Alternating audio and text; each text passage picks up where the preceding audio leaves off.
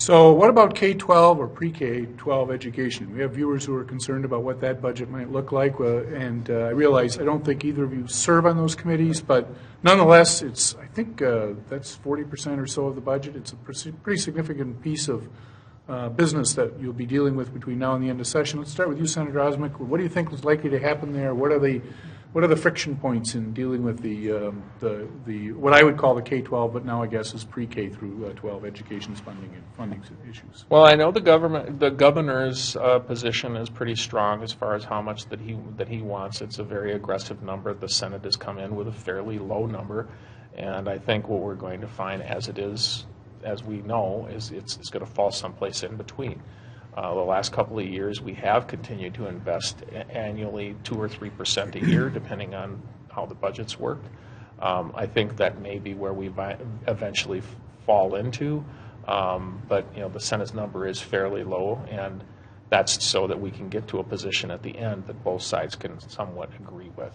I think one thing that I'm very much pushing for, well, there's a couple things. One is I have very deep concerns around the suburban collar area, because Minneapolis-St. Paul, and then you've got your Wayzatas and Minnetonkas, who seem to be pretty much, they can offer a lot of programs, but then once you get into the next circle, the next collar, you start to they're getting caught in between a formula change.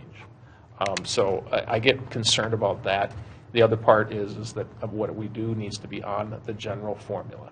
I've always been an advocate of doing it there and not creating new carve-outs across the board and doing that kind of thing. As long as the money goes into the formula and lets the school districts decide what they want to invest in and allow some cross-subsidies, I don't have any problem with having some additional money in the system for schools. Yeah, I think the biggest problem with the Senate omnibus bill, E12 omnibus bill, is that their target was too low to start with. So there's not enough money there to fund what we're hearing is the needs from our schools. And I don't sit on the committee, but I do hear a lot from our teachers and our administrators or school board about some of the problems with education. And it's, there's the ongoing problem of continuing to fund the formula, the per pupil formula. I think the House is coming with like a 3% and a 2%, if I'm not mistaken. And I think ours is somewhere in the neighborhood of a half and a half, something to that effect. I'm not convinced that keeps pace with inflation, but again, that's the starting point for the Senate, and what happens at the end will be somewhere in between. But there are other issues too that affect the finances of our school districts, and two of them that jump out at me in particular is the special education funding has been a real problem for a lot of school districts. Duluth, it's a big issue, I know. We actually worked on a bill between Duluth and Rochester and Faribault, I think it was the other one, trying to come up with a solution for this. Last year, we actually did a run with nonpartisan staff trying to get a handle on what this cross-subsidy special education scope of the problem was, and it was like a $800 million fix. And we can't afford that, obviously, but so it's an issue. And the other thing is, our rural schools, our rural communities are really having a problem with referendums. They want to do something with new buildings or things like that, and they go out to get a referendum, and they just continue to fail and fail and fail. And our rural schools are really struggling in terms of the funding that they have and trying to keep those schools going. And you're starting to see more and more talk about consolidation and just trying to think of outside the box. How do we continue to fix this and keep our rural communities alive? Any thoughts on those two issues? Not particularly. I do have very rural schools, and even in my district, even though I'm close to the metropolitan area. It's sort of interesting. You wouldn't think that a Senate district in Mound, but you'd still pick up rural areas. Yeah, one of them, I got chunks of 11 districts, so it's my map sort of brings in all kinds of different kids from different areas. Rockford, in particular, is very rural. I actually have a chunk that goes all the way out to Buffalo. So those type of rural schools have a lot different challenges, but. I absolutely agree that we need to deal with it. I do think the number is low, but I think it's low for a reason so that we can have that negotiated to get out of session on time and get a budget we can agree with. So I want to pursue an E12 issue with you, Senator Simonson, and because it's something that we had some discussion about very early on our program, but we haven't picked up on it since then, and I haven't really seen much in the press about it, and that is sort of differing approaches that have been developed at the legislature for early childhood education, pre-K, whatever you may call it. You know, the former leader of the Federal Reserve Bank here has one approach that he likes, which is focused on students who are in particularly challenging circumstances. Then there are other more broad approaches. What's your view on that? What do you think might happen in this session? And I'm a little unclear where the governor's position is on some of this. Yeah, I'm not 100% sure what his position is exactly either. Again, not sitting on that committee. Right. It's not something we spend a ton of time on, obviously. But I do know, that early education is pretty important, and we've seen, at least I've seen a lot of data that shows that, the earlier the better in some cases. So over the last few years, we've talked a lot about pre-K and, voluntary statewide pre-K, free pre-K, and the value of that. And from parents and teachers, I've heard a lot of positive comments about that. So what'll come out of this session, I don't know exactly in terms of changes, but I do think it's an important component that we need to continue. Well, and when it comes to the pre-K money, my preference, again, is letting those school districts make the decision on their own. There are some school districts that want to do that. There's some that aren't. And I think the funding should be just left open so that they can use it based upon what's best for their needs. They got election certificates just like we do here at this table. So if it's the priority for them, let them make the decision. The decision is best made in your district itself. So we got viewers who are concerned about higher education, and obviously that's another very expensive component of state budgets, and it's always an issue that engages the legislature in conversation. Senator Simonson, where do you see higher education going in this session?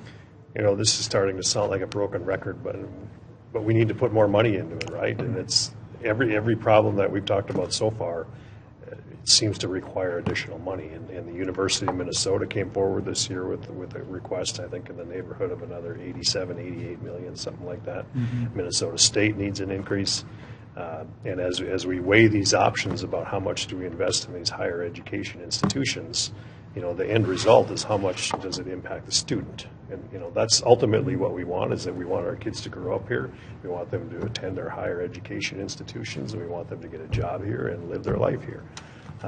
But we can't continue to keep increasing costs to students. I mean, they're going to have to pay, yes, but we can't continue to escalate that, and student debt is something we hear a lot about. I've got a 19-year-old right now, and I get it.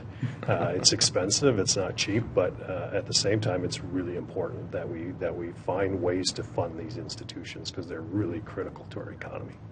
Well, we have had tuition freezes, and while I appreciate the university wants to continue that, I think there does come a point in time that the taxpayers get to have a little bit of relief too.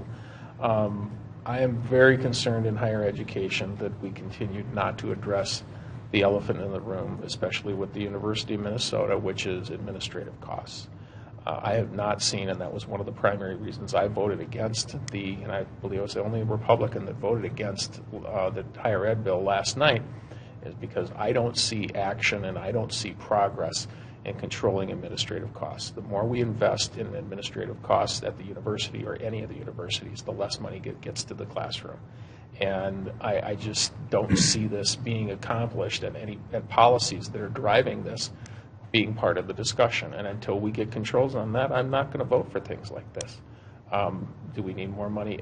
I mean, honestly, every subject you bring up, Barry, we're going to say we could use more money. The problem is we also need to have some responsibility in where we're putting this money and what we're getting for those dollars. Sort of like the childhood CCAP, I think is the program called. We need to have some accountability here because the taxpayers demand it. That's why we're in St. Paul.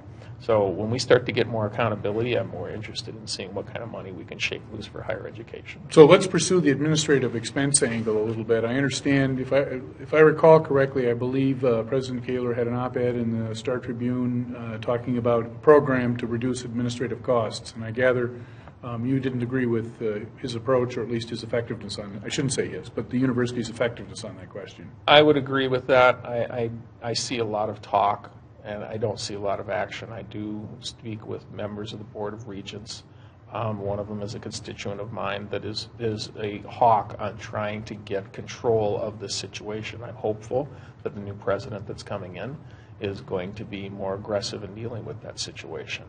I'm not going to badmouth President Kaler at all. I think he plays the cards and does his job the way he sees fit, and I don't think the legislature should necessarily terribly criticize him personally, but I just don't see the action following the words. And I know that before his op-ed, there was also another op-ed from someone pointing specifically to issues that they had with administrative costs. So I think the school is not quite in yet on what we're going to do, but I think I needed to with that bill, send a message saying I'm not going business as usual.